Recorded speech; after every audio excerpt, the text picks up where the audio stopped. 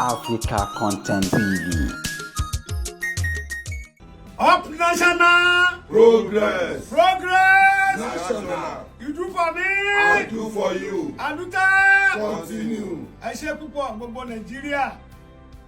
Ẹgbẹ́ awakọ̀ onímọ́tò ní South West la wà níbí.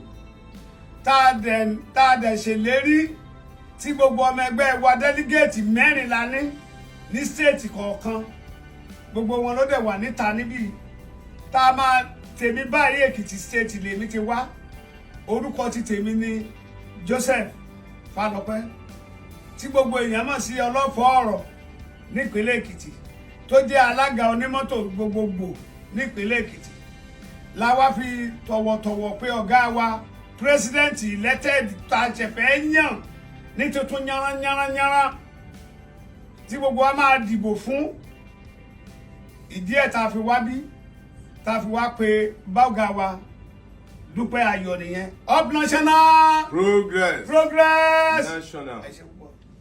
Up national. Progress. Progress. National. A wà níwájú ọ̀gá wa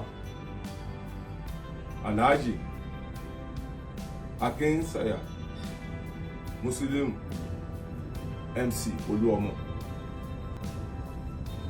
èmi ni state chairman Ondo State NURTW.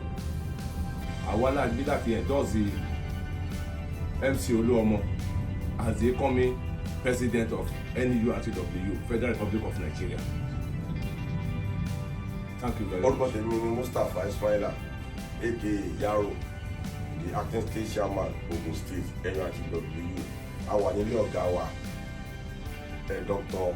Musiliu Ayinde Akinsanya MC Oluomo láti wá endorse wọn as a incoming president of NURTW Ogun Nigeria lápapọ̀, president onímọ́tò káfàtà àwa South West ẹsẹ̀ wa pé síbi láti wá endorse wọn wípé àwọn ní incoming president. Up national. Progress. Progress. National. Ọ̀gá wa tá ń wíwù náà nìyí o.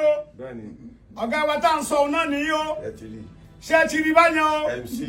MC Oluomo káfàtà.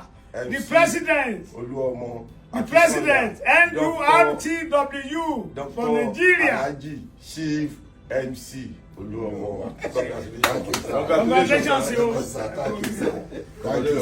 Thank you, sir.